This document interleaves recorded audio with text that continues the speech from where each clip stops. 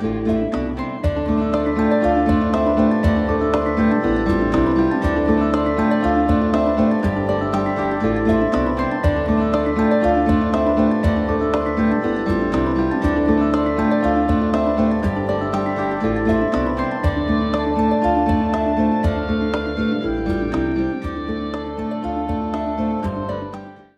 Oracle of Luna is a podcast with me, Bridget Engels, as your host. Here we have conversations with real live, present-day goddesses who are actively and courageously doing their magical work in the world.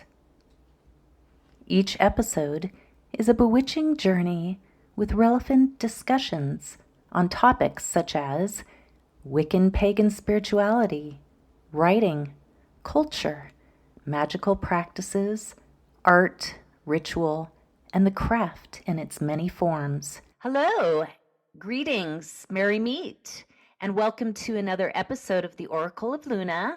I'm Bridget Engels, and today I have a wonderful guest, Yeshe Matthews. Yeshe is a priestess at Mount Shasta Goddess Temple, a female mysteries devotee, a Dharma practitioner, and ceremonialist. Sorry, I can't talk. Welcome, Yeshe. Thank you so much, Bridget, for having me. I'm so excited to be here on Oracle of Luna today. Yeah, welcome. How are you doing today? I'm great. Really, really good. Good.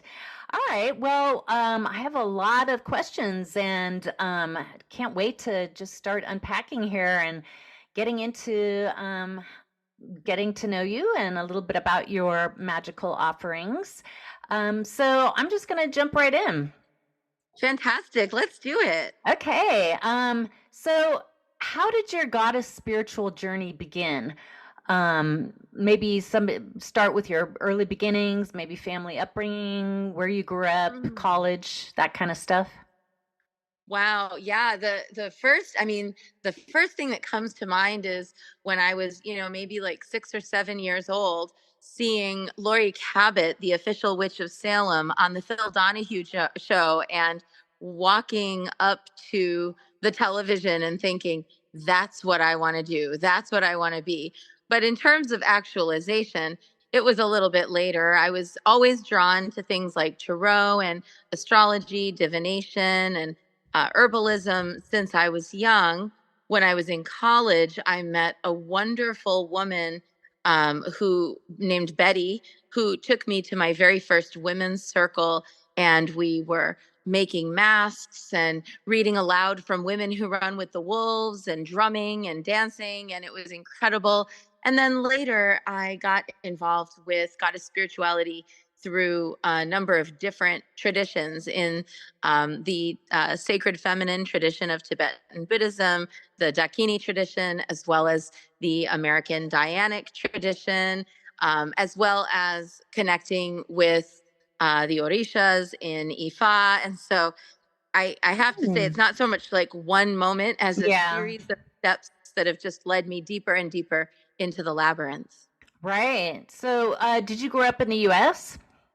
I did. I grew up in upstate New York in the Enchanted Mountains, and grew up Catholic. My parents were strictly Catholic, and kindergarten through 12th grade in Catholic school. But even amidst that, I have letters from each of my grandmothers that they wrote to me when I was really small, telling me to make sure that I prayed to the Blessed Virgin every day. And so there was a strong sense of the feminine in my spirituality, even in the Catholic tradition, even growing up. Oh, that's interesting. Yeah, I grew up Catholic as well, and there's a lot of structured and ritual within that religion.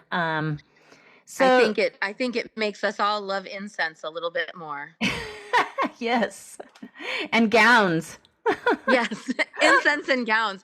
Your fundamentals. Right.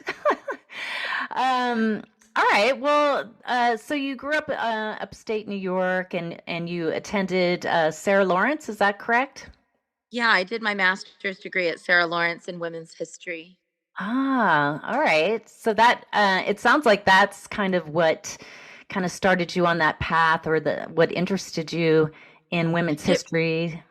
Yeah, it really was. It was kind of like the two aspects of my life, kind of two most important aspects of my life came together because I'd always been interested in women's studies, women's history, and women's mysteries, really. But Hmm. also, having grown up Catholic, there was this kind of, strong um, pressure to remain within that tradition. So I did my master's thesis on the historical depictions of Roman Catholic nuns in Hollywood films from like 1915 all the way through the year 2000.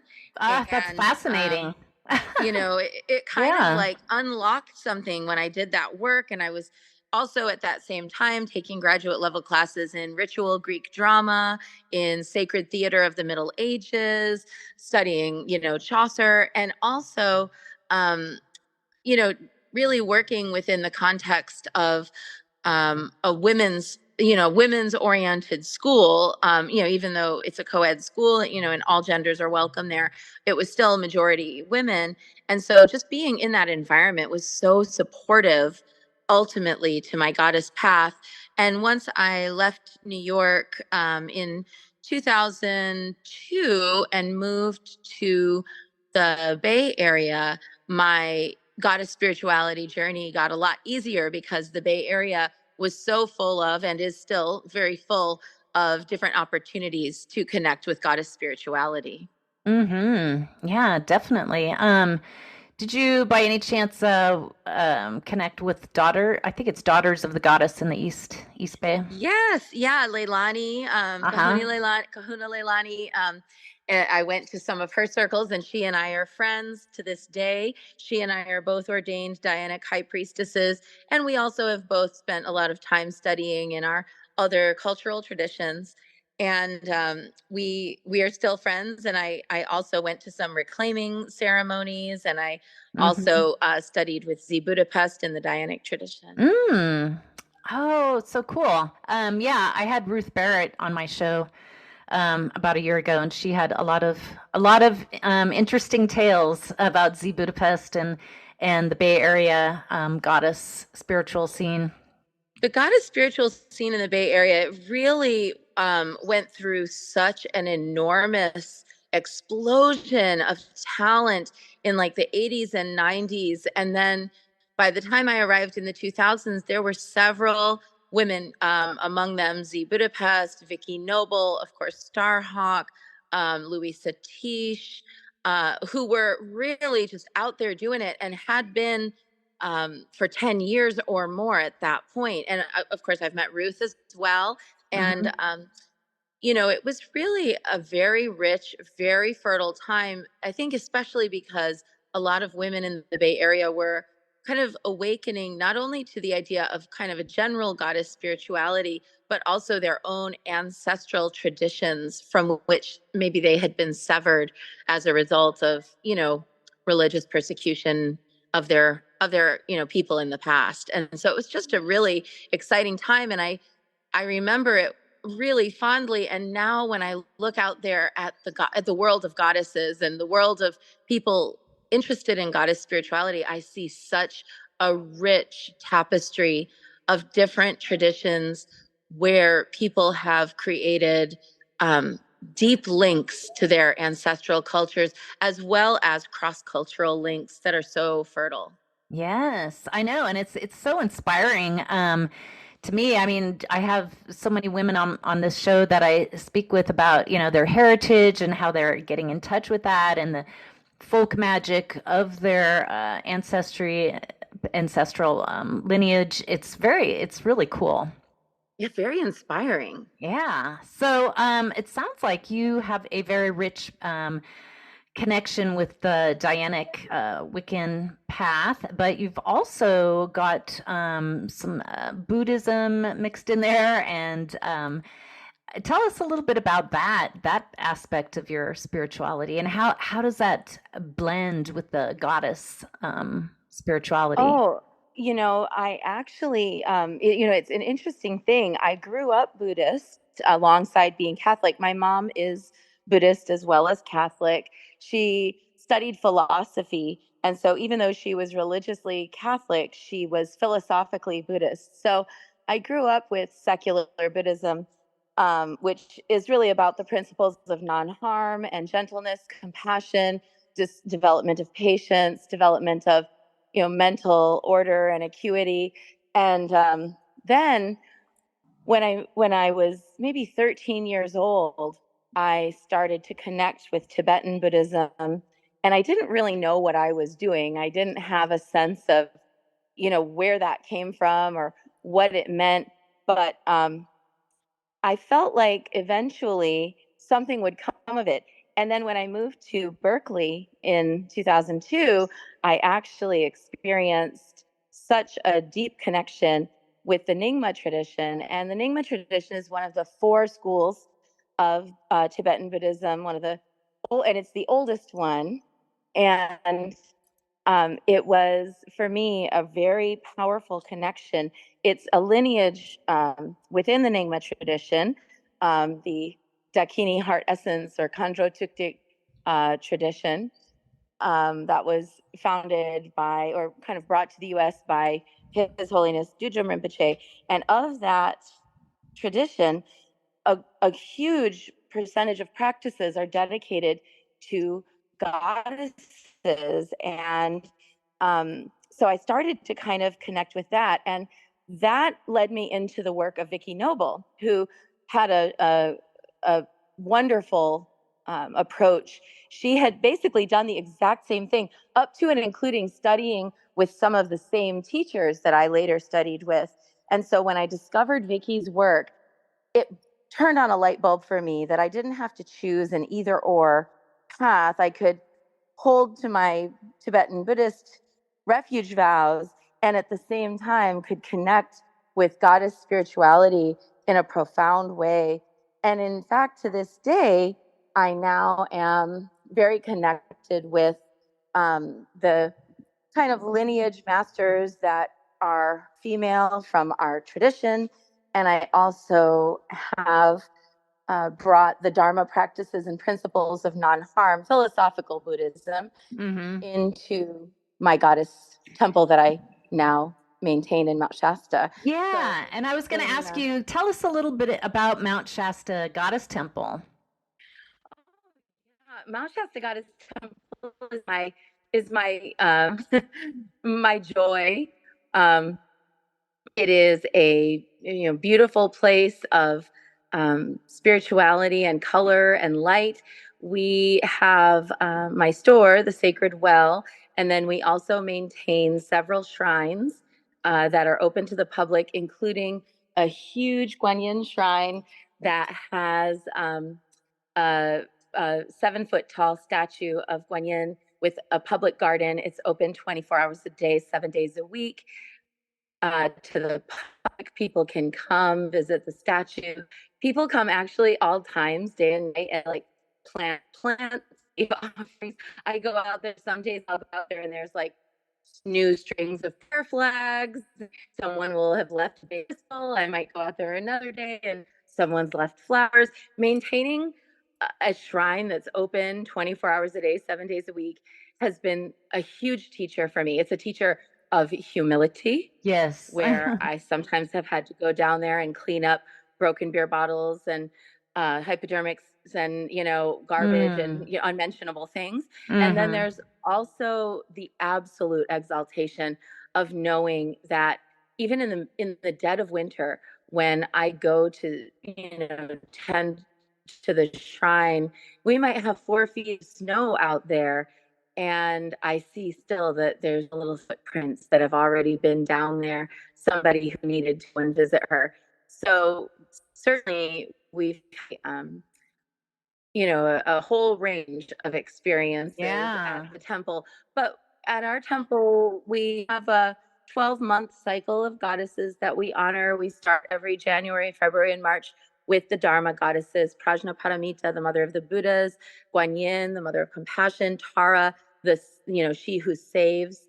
And then we move in the summer months, like May, April, May, June, into more like the goddesses of love and devotion, Aphrodite, Oshun, the Black Madonna. Then in the early autumn, we are with the goddesses of the plants and of the kind of, traditions of witchcraft and magic. So we're with Baba Yaga, we're with Magu, the Taoist Qian of longevity and also of herbal medicines. And also we're with Isis, who, her sacred healing waters help flood the banks of the Nile, and she brings all green and vegetation. And then in the end of the year, we move into kind of the goddesses of the bones, Hecate and Santa Muerte, the folk saint of death in the Mexican tradition, and the deer mother, who is kind of worldwide. She's ubiquitous. I don't have any one name for her, but we just call her the deer mother because there are so many different deer goddesses. All right. So, where is this temple exactly? What town or city? We're in Dunsmuir, California, which is just 6 miles south of Mount Shasta City. Okay. And we're right above the Sacramento River. Okay, I know where that is. Okay. Right. Yeah, I grew up in the Bay Area, and I've been up there a few times to the Mount Shasta area. It's just beautiful, and it has such an energetic presence. And it's considered very sacred, that mountain, Mount Shasta. Yes, it is, and it's it's very sacred, of course, to those of us goddess spirituality and earth-based spiritualities. But it was sacred even long before to the 9 different indigenous tribes who lived and tended the land in that region. Among them, who are still there, the Winnemem-Wintu, the Karuk, the Yurok, the Pit River tribe, and others. And then even before that, there was a tribe in the town that I live in, Dunsmuir, that are no longer in existence. Unfortunately, they were wiped out ultimately by the logging industry that came in and wanted to kind of take over their land. And so they were named the Okwanuchu tribe. Well, they were the original caretakers of the land. Yes, they were. And I know that some of their descendants are still alive today, who blended in with the Yurok tribe, particularly. But, that tribe was effectively dismantled in one of the major, most horrific massacres in American history that happened right here in California. And a lot of people don't know about that, and it's uncomfortable to talk about because it's so painful. But I think it's important for people to know that, they were there. And so even though there's no representatives of that tribe who still are like right there, publicly in Dunsmuir, our temple still honors them and honors their legacy, does our best to tend the land. Right. So tell us a little bit about, like, when somebody goes to Mount Shasta Goddess Temple, do they have to be initiated before they begin to take some of these, partake in some of these goddess rituals? Or is this something that anybody can do? Open. Okay. That's a great question. We're open to everybody.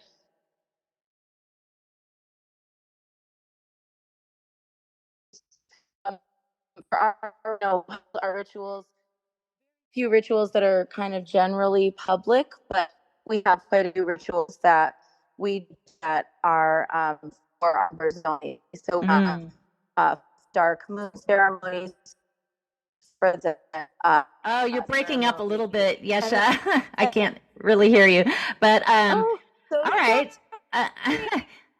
It sounds like, but you've also, this is one of your favorite places to connect to the magic of the divine feminine. Absolutely, it is. I feel that she's in the water. I feel that she's in the mountain, that she's in the rivers, she's in the landscape, the stones.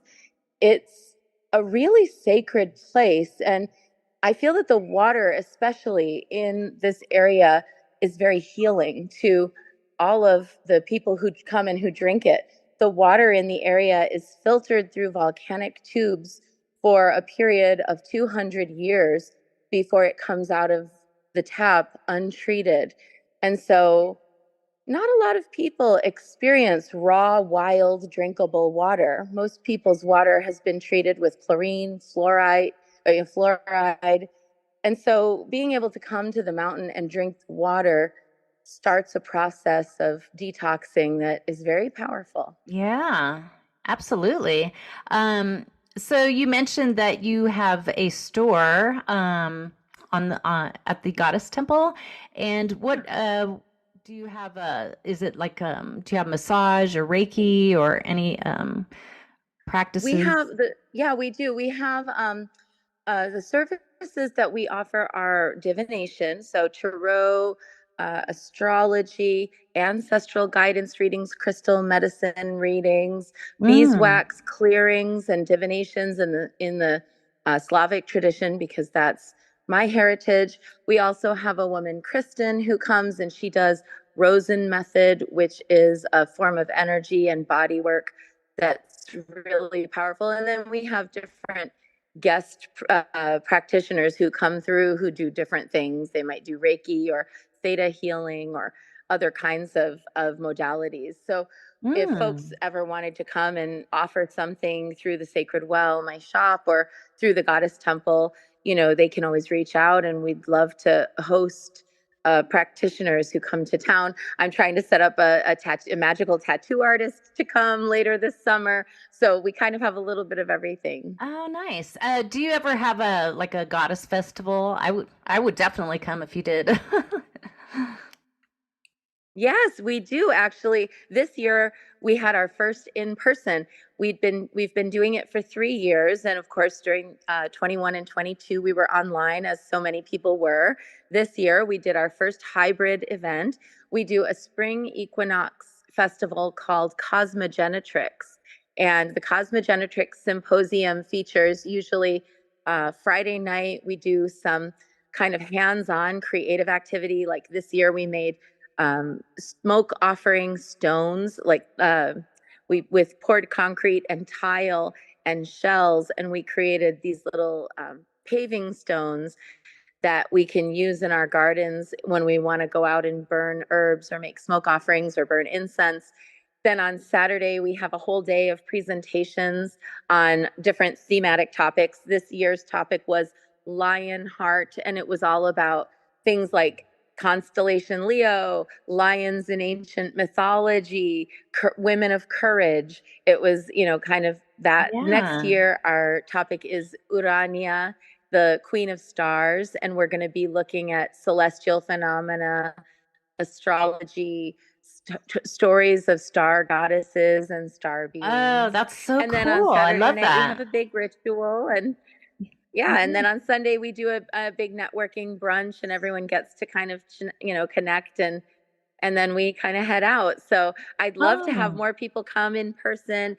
It was great to have folks. We had, about 20 people in person this year and a whole lot of people online. And next year, I'm going to make a little bit more space, and we'll maybe have up to like 50 people in person. I'm growing just slowly because I want it to really be sustainable. And I want yeah. there to be a community that grows up around the event who are, happy to be there and joyful to be there. So we're Yes. intentionally keeping it small but and intimate so people can really connect. Yeah. Oh, that sounds wonderful. So it sounds like is this for profit or is it nonprofit? Um, Right now, the temple is a not-for-profit project of my for-profit company. So I my services and if people purchase something in the store, that all goes to my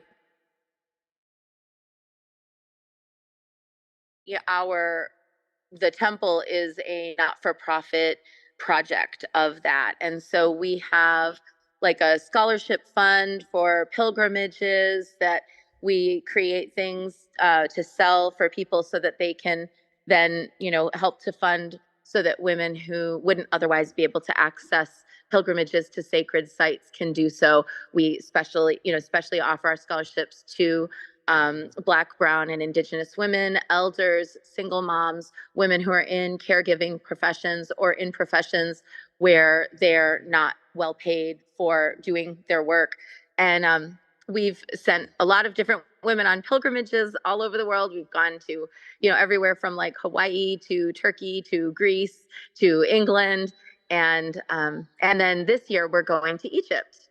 Oh, yeah. Tell us, when is that? When's that pilgrimage? Egypt, our Egypt pilgrimage is something that the Mount Shasta Goddess Temple is co-sponsoring with the Goddess Temple of Switzerland, and we are creating a pilgrimage to Cairo, Luxor, Aswan, and the different temple sites from September 3rd through the 15th. Oh, that is wonderful. Okay, so also I was going to ask you, what is Sky Dancer Sangha? Can you tell us? The group of us in the Mount Shasta Goddess Temple who recite mantras to Guanyin. So starting in 2016, I began a Guanyin practice where I chanted online and obviously in person by myself daily. And after a number of years, I finished 100,000 recitations of Guanyin's two main mantras, Om Mani Padme Hung and Namo Guanxin Pusa. And then in 2020, we began a new round where we chanted 1,000,000 of Guanyin's mantras, and we just finished those last month in April. And this is for prayer, healing, sending pranic healing, or yeah, this is we accumulate these recitations to bring peace to the earth and well-being to humanity, to help bring an end to wars, to heal the planet. And we also chant for people's specific purposes. If people want to submit a prayer request, or if they want to ask us for support, like if they're having a hard time with something, or if they're going through a trauma difficulty, they can put in their names and we'll chant for them. That's wonderful. That's fantastic. I love hearing about this, and I love the web that you're weaving here of the goddess spirituality and Dharma, and being part of the land, the sacred land there at Mount Shasta and that area, and supporting women. I just love it all. So thank you for everything you do. Thank you so much. Well, Bridget, I thank you for everything you do. It looks like you do some really beautiful rituals. I've seen some of the work online that you do, and it seems like it's really benefiting people. And I was so glad to be invited to be here today. Thank you. Yeah, thanks for coming on. And I was going to leave a little bit after I first off, I wanted to ask you where people can contact you. Do you have a social media links or website or blog? Yeah, for the temple, it's Mount Shasta Goddess Temple, mtshastagoddesstemple.com. Online, if you go on Instagram, it's at MT Shasta Goddess, Mount Shasta Goddess. We have a Facebook page, and we also have a TikTok account that I'm kind of just beginning to step my toe into, which is also Mount Shasta Goddess. And if people would like to connect there, we'd love to connect, especially if folks are coming to Mount Shasta for any sacred journeys. Please do get in touch and come and visit us in Dunsmuir. And we're happy to also make recommendations for places to stay that we know are really nice. And, if people bring retreats or tour groups, we'd love to connect. Yeah, fantastic. Well, we have a special, Yeshe would like to do a special goddess blessing while we still have time, just before we wrap up the show. So thank you again for being on the show. Blessed be. And I'm going to just let you do your blessing for a minute. Thank you so much. Well, in June of each year, we work with the Black Madonna in the Mount Shasta Goddess Temple. And our prayer for her that we do at the end of every ceremony that we offer to her is this: Great ocean of night, how I adore you.